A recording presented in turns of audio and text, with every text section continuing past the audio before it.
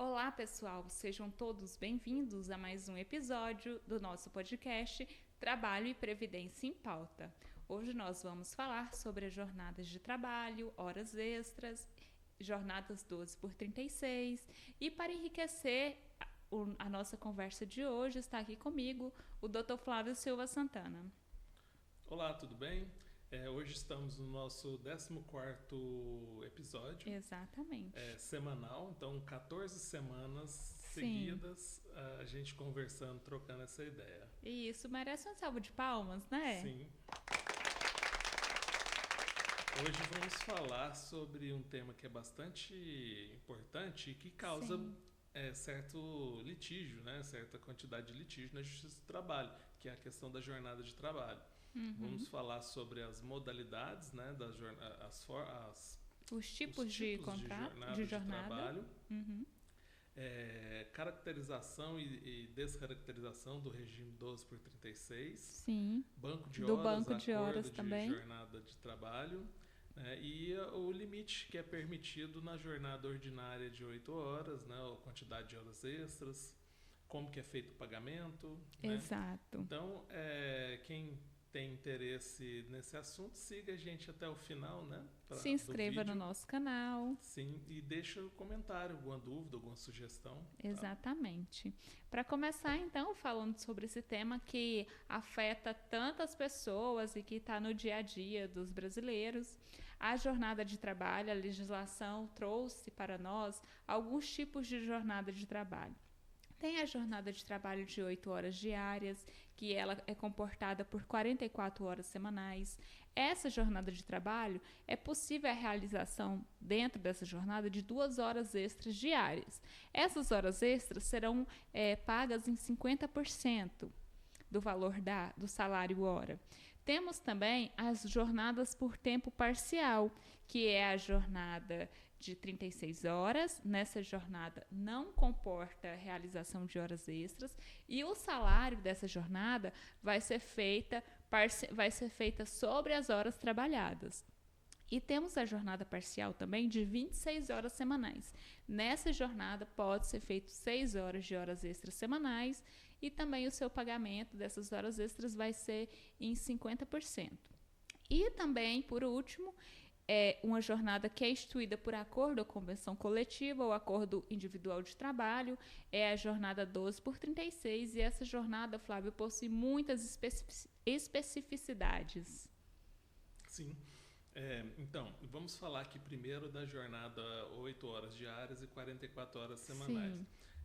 2 pontos que é interessante. A CLT fala 50% de adicional de horas extras, mas é interessante a gente observar determinada categoria, ou a convenção coletiva de determinada categoria, para verificar se o adicional é em 50%. A lei traz 50% no mínimo, mas pode ser que seja maior, o adicional seja maior de acordo com cada convenção coletiva. Certo. E, inclusive, os trabalhos nos feriados e nos domingos que não foram compensados devem ser remunerados em 100%, em dobro, né?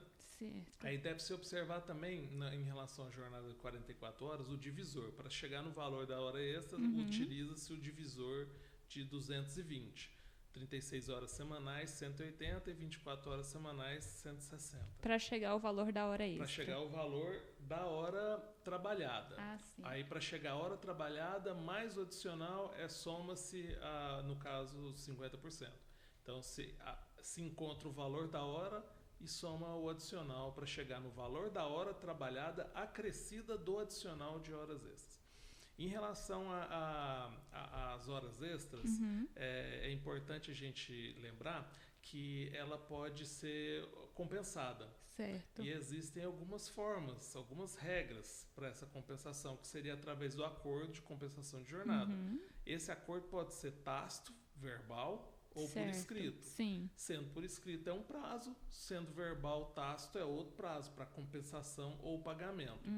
Se, por exemplo, não observado esse prazo, o que foi compensado irregularmente deve ser pago. Se houver a descaracterização do acordo de banco de horas, de compensação e banco de horas, por conta da inobservância do prazo para compensação e, respectivamente, o pagamento que é instituído em lei, haverá o prejuízo, né? Porque desconstituirá e, consequentemente, haverá o pagamento das horas que foram compensadas irregularmente e as que não foram compensadas. Essas horas que foram compensadas irregularmente, então, elas vão serem pagas novamente.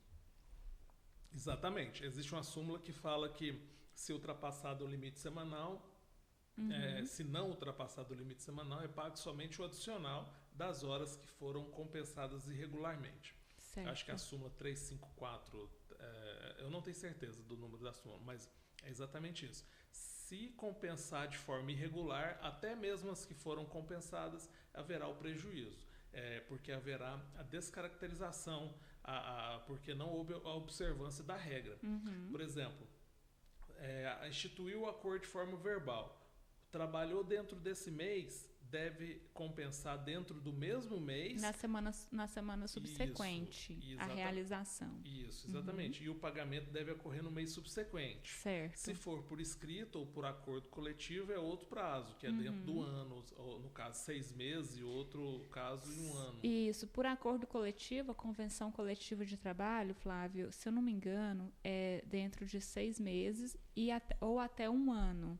Né? E no caso da rescisão, se acontece a rescisão do contrato de trabalho, Flávio, como que fica essas horas extras do banco de horas? O empregado abre mão delas? Como que fica essa questão? É pago tudo na rescisão. Todas as horas que estão acumuladas no banco de horas devem ser pagas no ato da rescisão. Certo. Perfeito. Flávio, e como que fica assim aquela questão de pequenos atrasos do empregado, por exemplo, de 5 a 10 minutos de atraso, ou então perdeu o horário ali e não bateu o ponto, ficou 10 minutos a mais? Sim, a lei trabalhista fala que essas frações de horário de 5 a 10 minutos não são deduzidas nem contabilizadas na jornada de trabalho, elas não podem receber. Não é hora extra.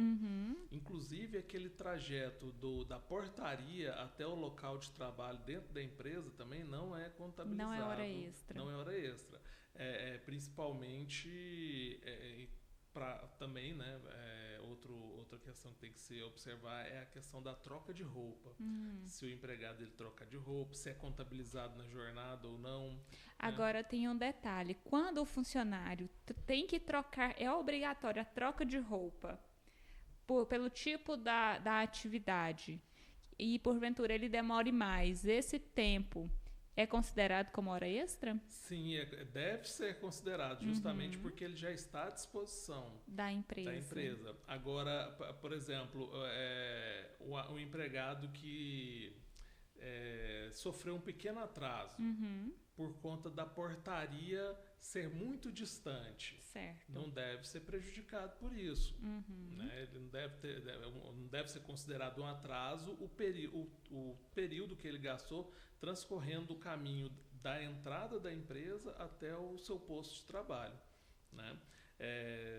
Tem que observar isso. Antigamente, tinha um entendimento de que o tempo que o empregado que se deslocava da sua casa para a empresa ou a empresa que fornecia o transporte, esse tempo era considerado como hora extra, não era? A reforma trabalhista extinguiu as horas itineres, que era o tempo de trajeto, né? Então, hoje em dia, não é mais hora extra esse tempo de trajeto. Não. Perfeito. E Flávio, quanto ao banco de horas, o que você pode nos dizer que descaracteriza esse banco de horas? Como que esse banco de horas pode se tornar inválido, para deixar claro para o pessoal que está nos assistindo? O banco de horas e o acordo de compensação de jornada deve seguir algumas regras, mas a principal é a transparência. Certo. O empregado ele deve ter acesso imediato. Né? Na hora que ele quiser, o empregador tem que disponibilizar a consulta das horas que foram creditadas e que foram debitadas. Se não houver isso, consequentemente, haverá descaracterização do acordo de compensação de jornada. E o outro motivo não observar dessa regra do banco de horas, né, leva à descaracterização. Agora, um outro motivo que se vê bastante comum para descaracterização é a inobservância do prazo para compensação e para pagamento. Um exemplo, a empresa institui um acordo verbal, tem que pagar no mês subsequente ou compensar dentro do mesmo mês. Sim. Ela não compensa e não paga. Isso é um desrespeito à lei trabalhista e acarreta na descaracterização. Mas, de qualquer forma, a dica que eu tenho para deixar, né, que é o mais comum para descaracterização, é a falta de transparência. É não permitir o acesso imediato, né, ao saldo das horas que são creditadas e debitadas do banco de horas do trabalhador. Então, pessoal, para você que está nos assistindo, se você não tem acesso às horas extras que você fez, procure seu empregador e fale, olhe, veja essa situação, porque está errado e com isso você vai ter direito de receber as suas horas extras ao invés de usufruir dessas horas trabalhadas. Exatamente, a transparência é exatamente por isso, porque se trata de uma contrapartida que é de salário, um pagamento de salário. Horas trabalhadas. E aí, para que se evite a diminuição do salário.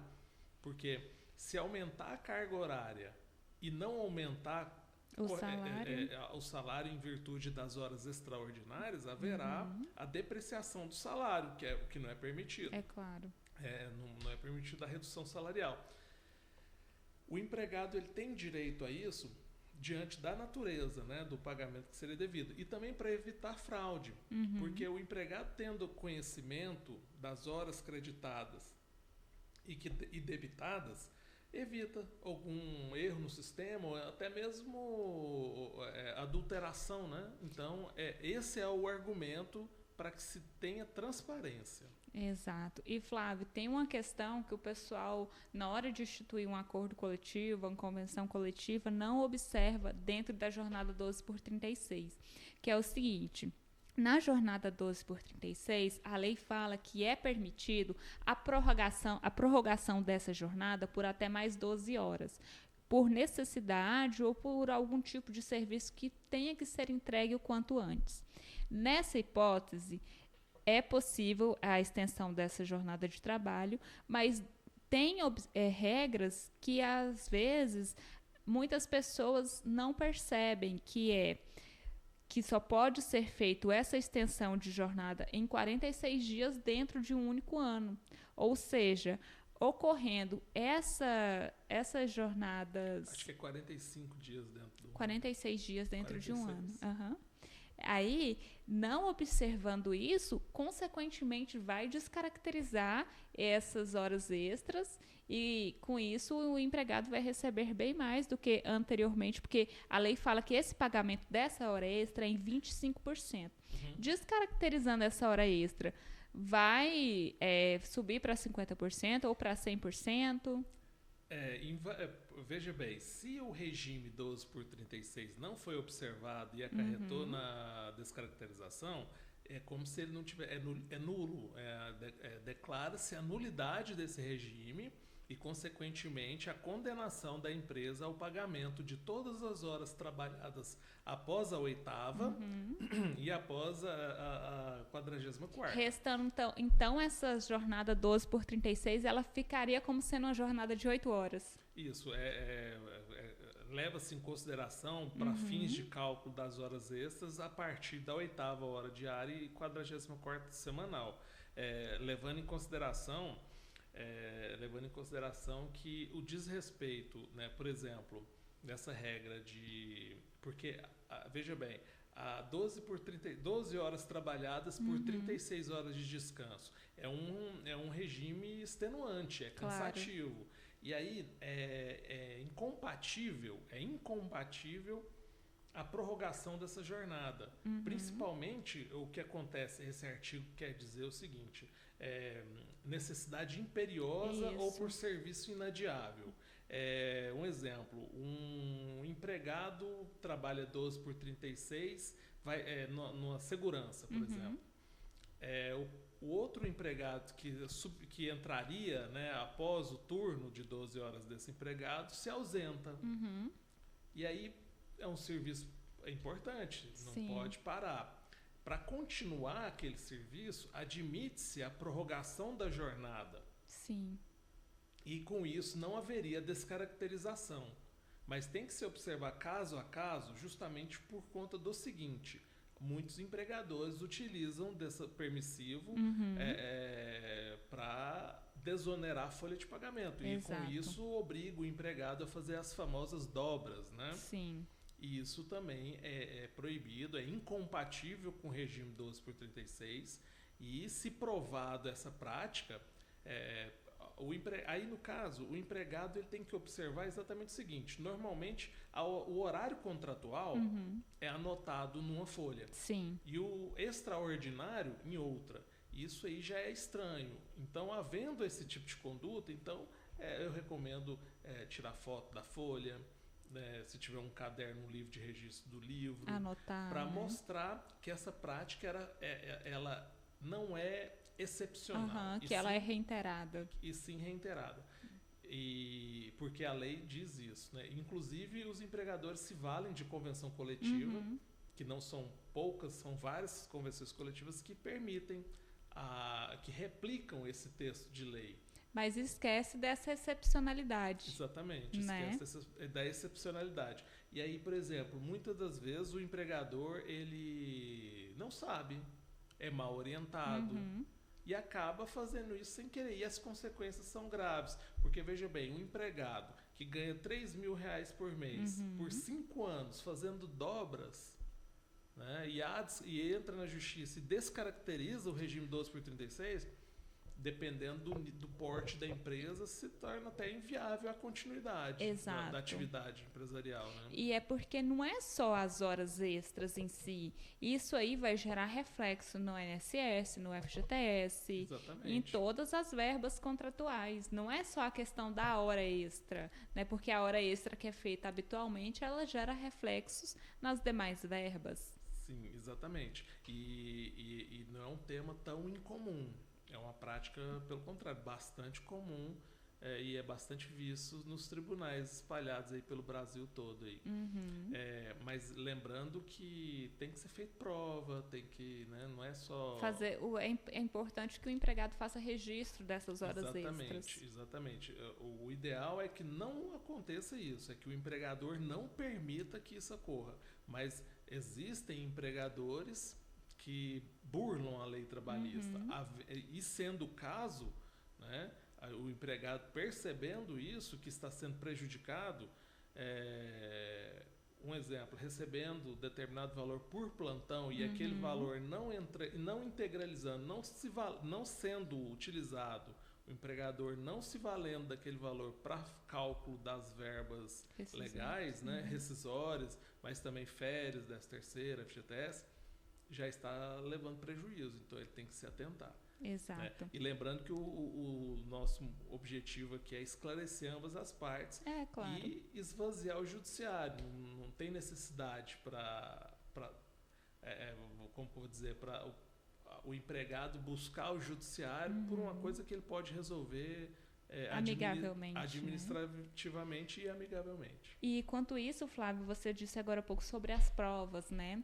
Eu já vi julgado dizendo que, mas o reclamante poderia se negar a fazer a dobra.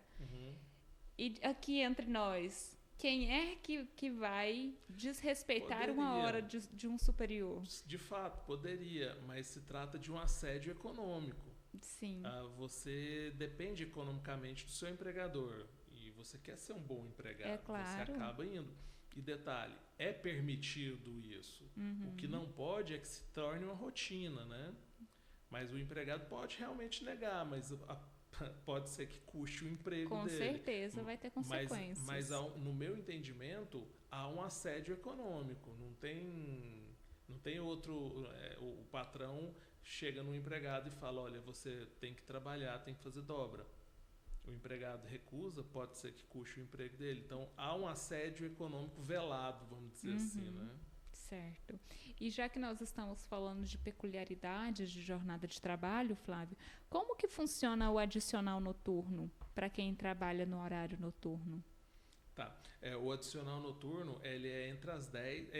Assim, eu não vou falar de todos, mas é urbano, rural, né? Cada um tem um Sim. horário. Mas, um exemplo, vou levar para o urbano.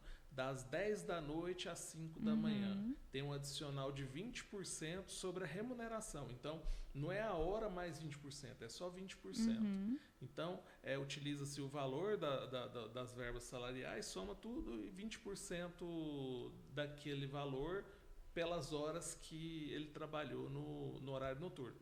E nada mais é do que uma compensação pela depreciação da saúde, porque trabalhar à noite faz mal para a saúde. Exato. Né? E a hora noturna, ela não é de 60 minutos, exatamente, né? Não é de 60 minutos. 52 minutos e 30 segundos. 52 minutos e 30 segundos. Sim. E sobre o tempo à disposição, Flávio, o que a jurisprudência vem falando nesse sentido? Pois é, a questão do tempo à disposição, a gente tem que entender o seguinte, é quando o empregado está de prontidão. Né? A qualquer momento ele pode ser chamado. Um exemplo, o empregado ele fica com o celular na casa dele e aí ele não pode ter um aniversário, ele não pode ir naquele aniversário, ele tem que ficar aguardando as ordens da empresa.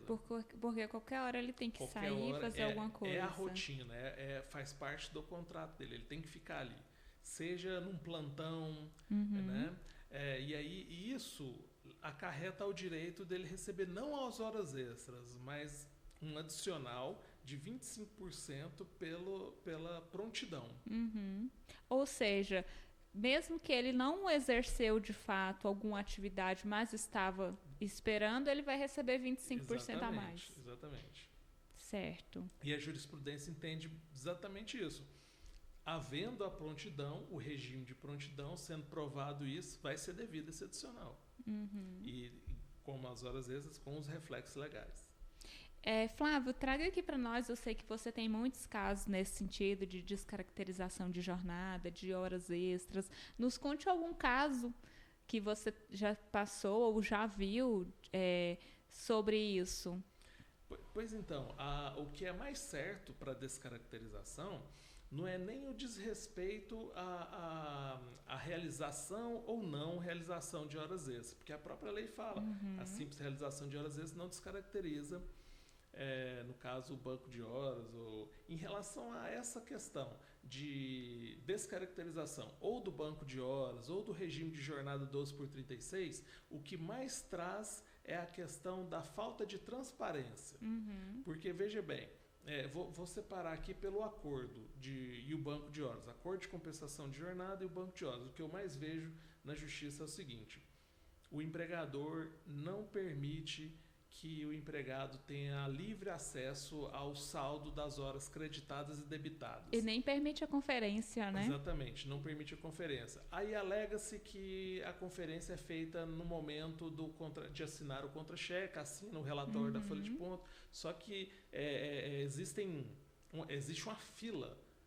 Às vezes o empregado não tem um minuto para conferir. Mas o que traz para a justiça, e a justiça descaracteriza o acordo de compensação de jornada e o banco de horas, é a falta de transparência. E aí, em segundo lugar, quando há a manipulação. Né? Comprova-se que há manipulação e aí não existe a contabilidade, na verdade, a inserção dos valores, né, dos números corretos, da quantidade de horas. Por exemplo, como você falou agora há pouco sobre o registro, registra-se a jornada e registra-se a jornada extraordinária em um documento separado. E com isso, no contra-cheque, não vem aquelas horas extras que foram feitas. Isso. E com a comprovação dessas horas extras em um documento apartado, já vai demonstrar ali que não é verdadeira aqueles documentos apresentados pela empresa. O que você disse é exatamente isso. Pagamento, essa é uma prática que é comum no 12/36, é mais comum no 12/36 por conta do trabalho nas folgas. O patrão paga o plantão e ele paga por fora. Ele não paga, ele não insere aquele valor no contra-cheque, ele paga por fora do contra-cheque. Mas e aí era onde eu iria entrar. A falta de transparência é a questão do banco de horas e do acordo de compensação de jornada. E na questão do 12 por 36, por exemplo, é o trabalho nas folgas. O empregado, normalmente ele trabalha 12 horas, às vezes ele continua, né, fazendo até 24 horas, ou então ele descansa 12 e retorna no outro dia, ainda dentro das 36 horas que deveriam ser para o descanso. Esse é um motivo que descaracteriza o regime de jornada 12 por 36. E aí causa um prejuízo significativo. Mas o mais recomendado é, se houver o pagamento de horas extras, ocorra a conferência. O empregado anote quantas horas extras está fazendo, aprenda a calcular as horas extras. O dia que fez essas horas extras. Para que ele confronte no contra-cheque. E aí é um direito dele solicitar. Claro. O patrão não pode recusar o espelho do ponto, por exemplo, ou então o saldo. Né? Sabemos que às vezes a empresa não colocou lá disponível a consulta, mas essa consulta deve ser possibilitada. Então o empregado simplesmente pede, é um direito dele, né? Sim, claro. Conferir o valor que está sendo pago e o valor que deveria ter sido pago. Inclusive, uma prática bastante comum é a empresa fatiar o pagamento. É feito um acordo por escrito ou no caso vamos falar do verbal, que eu vejo muito. Há o acordo de compensação de jornada por escrito, e essas horas deveriam ser pagas, não foram compensadas, deveriam ser pagas no mês subsequente. Sim. O que a empresa faz? Fatia, paga 30% das horas que não foram compensadas, pagam 50% no mês subsequente. E aí vai jogando para frente. E ele vai fazendo uma bola de neve, né? Porque ele sempre vai ter ali aquela hora extra. E a incidência dessas horas extras nas verbas? Exatamente. E aí ele faz isso porque ele diminui a folha de pagamento. Ao invés dele pagar, porque as horas extras têm natureza salarial. Sim. E aí ele não paga as horas extras, todas as horas extras da forma que a lei manda. Ele paga uma parte, com isso desonera o caixa dele, a folha dele.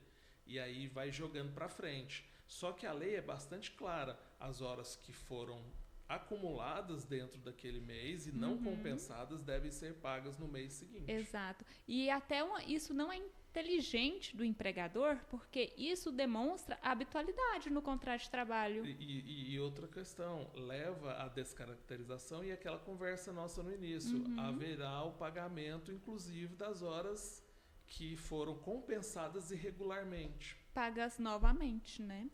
Pois é, prejuízo. Aí é aquela questão, a pessoa às vezes acha que está tendo economia, mas na verdade não. É um tiro no pé.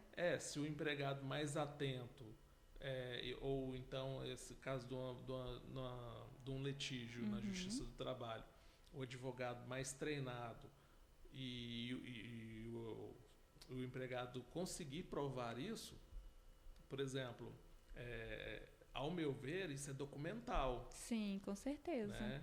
Você vai ter as horas, se essas horas forem, se o registro da jornada de trabalho for autêntico,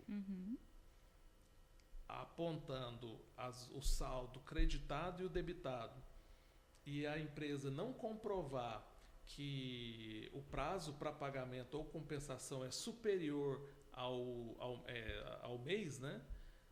Aí no caso haverá a descaracterização, porque não vai precisar nem de testemunha, basta se fazer um apontamento. Conferência dos documentos. Aí no caso tem que fazer uma amostragem, né? Tem que mostrar lá que o pagamento deveria ser aquilo e há uma diferença. Né? Então, ao meu ver, essa prática é um pouco arriscada. Com certeza.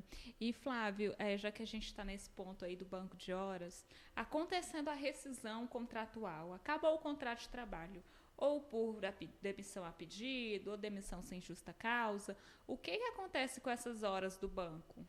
Elas devem ser pagas imediatamente. Mas não é alguns empregadores, né? Quando vão demitir o empregado, eles tentam, né, deduzir, né, tentam dar folga, né?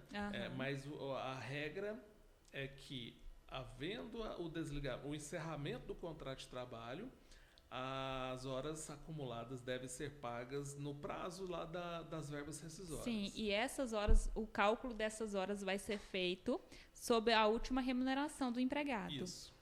E Flávio, para o pessoal que está nos acompanhando, fala para nós como que funciona o cálculo dessas horas extras para o pessoal conseguir fazer de casa. Então, você pega lá o seu contra-cheque, aí, por exemplo, você vai ver salário contratual. Certo. Ou então adicional noturno, ou adicional de horas extras, algum adicional. Se tiver, você soma ao salário normal, ao salário contratual.